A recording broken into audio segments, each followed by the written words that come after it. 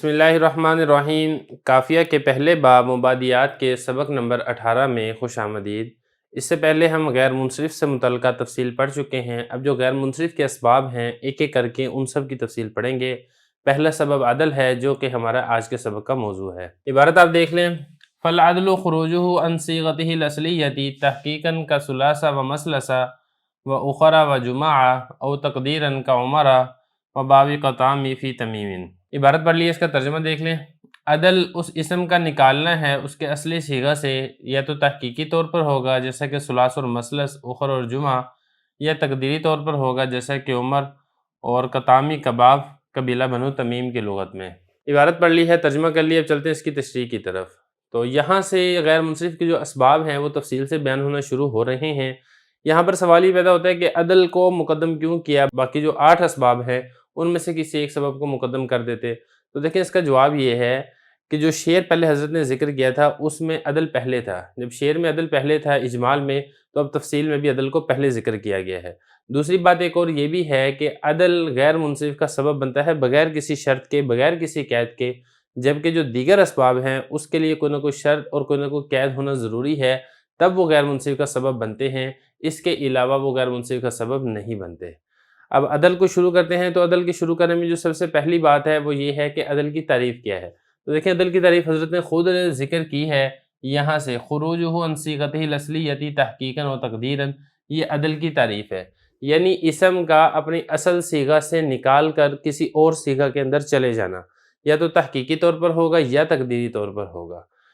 اب یہاں پر کچھ چیزیں سمجھنے والی ہیں، وہ یہ ہیں کہ اپنی اصل صیغہ سے نکل کر جو اسم دوسرے صیغہ میں جائے گا، یہ بغیر کسی نحوی اور بغیر کسی صرفی قانون کے ہوگا۔ اگر کسی نحوی یا کسی صرفی قانون کے تحت اگر لفظ اپنے ایک صیغہ سے منتقل ہو رہا ہے دوسرے صیغہ کی طرف، تو پھر اس کو عدل نہیں کہا جائے گا۔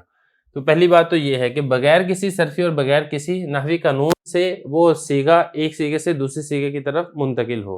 اور دوسری بات ہم نے یہاں پر یہ سمجھنی ہے تحقیقاً و تقدیراً کا کیا مطلب ہے۔ لیکن جو تحقیقاً ہے، تحقیقاً کا مطلب یہ ہوتا ہے کہ صیغہ جو اپنی اصل شکل کو چھوڑ کر دوسری شکل میں گیا ہے، ہمارے پاس اس کی کوئی نہ کوئی دلیل موجود ہونی چاہیے جو اس بات پر دلالت کرتی ہو کہ یہ صیغے کی اصلی حالت نہیں تھی، بلکہ اس کی کوئی اور حالت تھی جہاں سے یہ تبدیل ہو کر اس حالت کے اندر آیا ہے۔ اور تقدیراً کا مطلب یہ ہے کہ صیغہ اپنی اصل حالت میں یہ نہیں تھا بلکہ کسی اور حالت میں چلا گیا ہے، لیکن ہمارے پاس اس کی کوئی دلیل موجود نہیں ہے جو اس بات پر دلالت کرتی ہو کہ یہ اس کی اصل حالت تھی، بلکہ ہم ویسے اس کو تصور اور فرض کر لیں کہ یہ اس کی اصل حالت نہیں تھی بلکہ یہ کسی اور حالت سے منتقل ہو کر اس کی طرف آیا ہے۔ اب یہاں پہ ایک چیز اور سمجھ لیں کہ یہ خروجہ میں ہو ضمیر یہ کس کی طرف لوٹ رہی ہے، اس سے پیچھے اس کا مرجع کیا ہے۔ دیکھیں اس میں خروجہ کی جو ہو ضمیر ہے یہ پیچھے اسم کی طرف لوٹ رہی ہے، اس میں غیر منصرف کی طرف یہ ضمیر لوٹ رہی ہے، اگرچہ لفظوں کے اندر یہ والا موجود نہیں ہے۔ اب چل لیتے ہیں، بات کر لیتے ہیں تحقیقاً اور تقدیراً کی۔ تحقیقاً کی حضرت نے کچھ مثالیں دی ہیں، ان میں سے پہلی مثال دی ہے ثلاث اور مثلث، تیسری اخر اور جمعہ، اور تقدیراً کی حضرت نے 2 مثالیں دی ہیں جیسا کہ عمر اور باب قطامی قبیلہ بنو تمیم کی لغت میں۔ جب ہم مثالوں کو سمجھیں گے تو پھر آپ کو تحقیقاً اور تقدیراً کا اچھے طریقے سے سمجھ میں آ جائے گا۔ پہلی حضرت نے مثال دی ہے ثلاث اور مثلث، اس کو دیکھ لیں، یہ دونوں غیر منصرف ہیں۔ یہ دونوں غیر منصرف کیوں ہیں؟ اس میں ایک تو ہے وصف اور دوسرا ہے عدل تحقیقی، یا آپ اس کو کہیں کہ عدل حقیقی ہے۔ وصف تو اس طریقے سے ہیں کہ یہ ایک مخصوص عدد کے اوپر دلالت کرتے ہیں، لیکن یہ غیر منصرف کس وجہ سے ہیں یہ ہم نے تھوڑا سا سمجھنا ہے۔ دیکھیں جب اس کا آپ ترجمہ کرتے ہیں تو اس کا ترجمہ ہوتا ہے 3 3۔ اب ثلاث ہے، ثلاث کا ترجمہ ہے 3 3۔ اسی طرح جو مثلث ہے، مثلث کا ترجمہ بھی 3 3 ہے۔ قرآن مجید میں بھی یہ اسی معنی کے اندر استعمال ہو رہا ہے۔ اللہ تعالیٰ فرماتے ہیں فَانْكِحُوا مَا طَابَ لَكُم مِّنَ النِّسَاءِ مَثْنَىٰ وَثُلَاثَ وَرُبَاعَ۔ اب وہاں پر بھی دیکھیں ثلاث کا لفظ آ رہا ہے، وہاں پر اس کا مطلب کیا آیت کا ہے؟ تم 3 3 سے نکاح کرو، یا 4 4 سے نکاح کرو، یا 2 2 سے نکاح کرو۔ تو معنی کے اندر تکرار ہے، معنی اس کا ڈبل ہے۔ جب معنی ڈبل ہے، اور یہ آپ اصول ذہن نشین کر لیں کہ تکرار معنی یہ دلالت کرتا ہے تکرار لفظ پر، یعنی اگر معنی ڈبل ہے تو لفظ بھی ڈبل ہونے چاہیے، لیکن یہاں پر لفظ سنگل ہے۔ دیکھیں ثلاث کا معنی ڈبل ہے 3 3، مثلث ہے، مثلث کا معنی بھی ڈبل ہے 3 3، لیکن لفظ ایک ہے۔ تو پتہ چلا کہ یہ معدول ہو کر آیا ہے ثلاثتن ثلاثتن سے. اصل میں حقیقت میں جو ثلاث ہے یہ حقیقت میں ثلاثتن ثلاثتن تھا، پھر وہاں سے معدول ہو کے یہ ثلاث بن گیا. اور اسی طرح جو مثلث ہے یہ بھی اصل میں ثلاثتن ثلاثتن تھا، پھر وہاں سے تبدیل ہو کر یہ مثلث بن گیا. دلیل کیا ہے ہمارے پاس؟ تو دلیل میں آپ کو بتا چکا ہوں کہ اس کے معنی کے اندر تکرار ہے، اور تکرار معنی یہ دلالت کرتا ہے تکرار لفظ کے اوپر. اب یہ تو ہو گیا ثلاث اور مثلث. اب آگے چلیں، آگے دو لفظ ہیں، ایک ہے اخر اور دوسرا ہے جمعہ. اب اخر کو بھی آپ دیکھ لیں، اخر یہ بھی عدل تحقیقی کی مثال ہے. اس کے معدول انہو پر خارج میں ہمارے پاس دلیل موجود ہے. اب وہ دلیل کیا ہے؟ وہ دلیل دیکھیں کہ یہ اسم تفضیل کا صیغہ ہے اور اس کا جو واحد ہے وہ اخرى ہے. جیسے آپ نے باب ضربہ کی گردان کے اندر پڑھا تھا، اضرب و اضربانی اضربونا ازارب و زیربن والمؤنث منہ ضربہ ضربیانی ضربن و ضریبہ. اب وہاں پہ دیکھیں اس کا جو واحد تھا وہ تھا ضربہ، واحد ضربہ تھا، اور اسی کی جمع ہے ضربن. تو پتہ چلا یہ جو اخر ہے یہ بھی جمع ہے اور اس کا جو واحد ہے وہ مؤنث ہے اخرى، بالکل ایسے ہی جیسا کہ ضربن اور ضربہ. اور یہ جو مؤنث ہے اس کا جو مذکر ہے اس کا مذکر ہے آخرو. ٹھیک ہے، یہ ہوگی پہلی بات. اب دوسری بات آپ یہ سمجھے کہ جب ہم نے یہ والی بات واضح کر لی کہ یہ اسم تفضیل کا صیغہ ہے، اور اسم تفضیل کے متعلق ہم نے ایک قاعدہ اور اصول پڑھا تھا کہ اسم تفضیل تین طرح سے استعمال ہوتا ہے.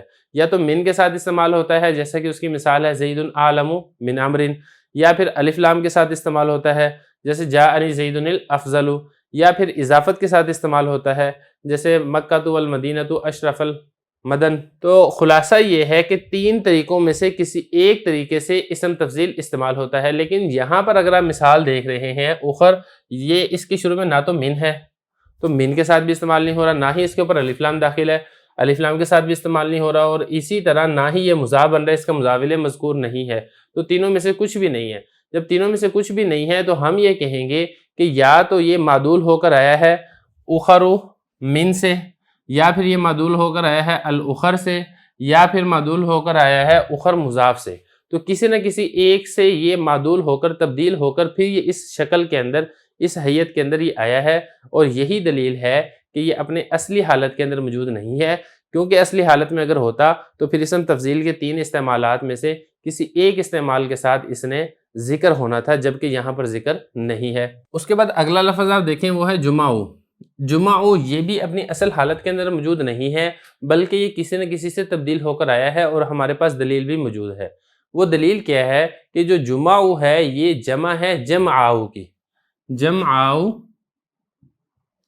بروزن فعلاو، یہ اس کی جمع ہے. اب یہاں پر آپ ایک بات یہ سمجھے کہ جو فعلا ہے اس کی دو قسمیں ہیں، ایک فعلا اسمی ہے، دوسرا فعلا صفتی ہے. اسمی اور دوسری صفتی. اب مسئلہ پرابلم یہ ہے کہ جو فعلا اسمی ہے اس کو آپ دیکھ لیں، یہ کس کو کہتے ہیں؟ اسمی کا مطلب یہ ہے کہ وہ کلمہ یا تو اس میں جامد ہوگا، کسی کا نام ہوگا جیسے کہ سہرا، اور صفتی کا مطلب یہ ہے کہ اس وزن پر آنے والے کلمہ میں صفت کا معنی پایا جائے گا، جیسا کہ حمراؤ یعنی سرخی والی عورت. اب یہاں پر دیکھیں اگر تو یہ فعلا اسمی ہے تو فعلا اسمی کا اصول یہ ہے کہ اس کی جو جمع ہے وہ یا تو آتی ہے فعالہ یا پھر اس کی جمع آتی ہے فعلاوات. جیسے فعلا اسمی کی ہم نے مثال دی تھی جیسے سہرا. اب یہ فعلا اسمی کی مثال ہے. اب فعلا اسمی سہرا ہے، اس کی جو جمع ہے وہ یا تو آئے گی سہارا یا پھر اس کی جمع آئے گی سہراوات.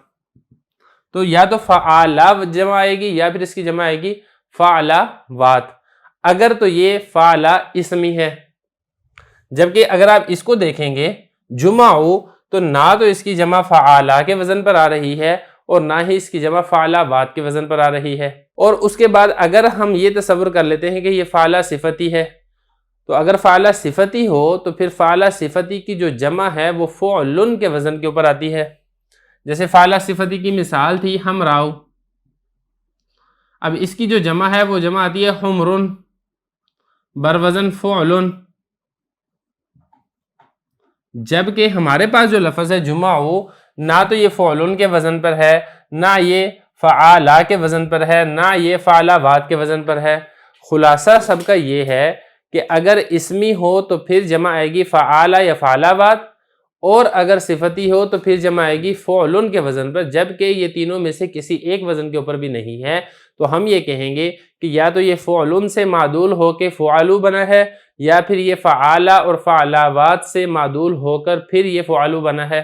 تو یہی ہمارے پاس دلیل ہے کہ کسی نہ کسی سے تبدیل ہو کر اس شکل و صورت کے اندر آیا ہے۔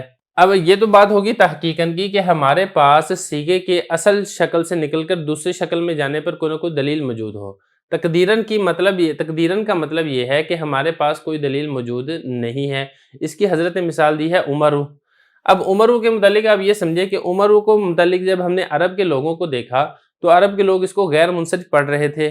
جب ہم نے اس کو غور کرنا شروع کیا تو ہم نے اس میں اسباب منع صرف میں ایک تو علم ہے اور دوسرا سبب اس میں ہمیں کوئی اور نہیں ملا، تو ہم نے یہ تصور کر لیا کہ دوسرا سبب اس کے اندر عدل ہے، اور عدل اگر اس کے اندر عمر ہے تو پھر اس کی اصل شکل و صورت کیا تھی؟ باوجود تلاش کرنے کے، باوجود جستجو کرنے کے، تتبع کرنے کے ہمیں اس کی کوئی اور اصل شکل و صورت نہیں ملی، تو ہم نے اپنی طرف سے ہی فرض کر لیا کہ عمر اصل میں عامر تھا۔ اور اسی طرح ظفر میں بھی بالکل ایسے ہی ہے کہ ظفر کو بھی غیر منصرف بنایا جاتا ہے، ایک علم اور دوسرا عدل، اور ہم نے اسی میں یہ بھی تصور کر لیا کہ یہ اصل میں ظافر تھا۔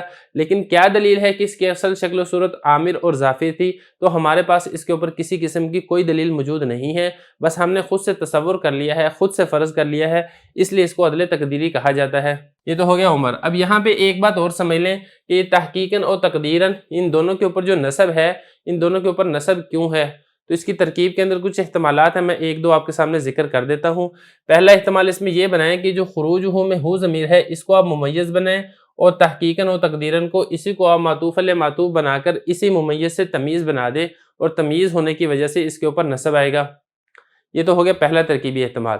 دوسرا ترکیبی احتمال یہ ہے کہ یہ دونوں کانا محذوفہ کی خبر بنا دیں، تو ترکیبی عبارت ایسے بنے گی تحقیقاً کان الخروج او تقدیراً، تو خروج جو ہے وہ بن جائے گا اس کا اسم، تحقیقاً و تقدیراً معطوف علیہ معطوف بن کر پھر یہ بن جائے گا اس کی خبر۔ تو یہ دو احتمال ہیں، دو تین اور بھی ذکر کیے جاتے ہیں لیکن ہم وہ یہاں پہ مزید وضاحت تفصیل کے اندر نہیں جاتے ہیں۔ اس کے بعد آخری مثال ہے عدل تقدیری کی، وہ ہے قطامی، قبیلہ بنو تمیم کی لغت میں۔ پہلی بات آپ یہاں پہ یہ سمجھیں کہ یہاں پر صرف قطامی نہیں کہا بلکہ بابی قطامی کہا ہے۔ تو بابی قطامی کہنے سے اشارہ اس بات کی طرف ہے کہ مقصد صرف قطامی والا کلمہ یا قطامی والا لفظ نہیں ہے، بلکہ اس سے مراد ہر وہ اسم ہے جو فعالی کے وزن پر ہو اور آیان مونثہ میں سے کسی کا نام ہو، یعنی عورتوں میں سے کسی کا نام ہو۔ شرط یہ ہے کہ اس کے لام کلمہ کے اندر را موجود نہ ہو۔ یہ تین شرطیں اگر پائی جائیں گی تو قبیلہ بنو تمیم کی لغت میں یہ بھی عدل تقدیری اور معرفہ کی وجہ سے معرب ہوگا اور غیر منصرف ہوگا، جبکہ قبیلہ بنو تمیم کے علاوہ جو باقی عرب کے قبائل ہیں وہ اس کو غیر منصرف نہیں مانتے۔ تو یہاں تک یہ ہمارا جو پہلا ہے عدل وہ مکمل ہو گیا ہے۔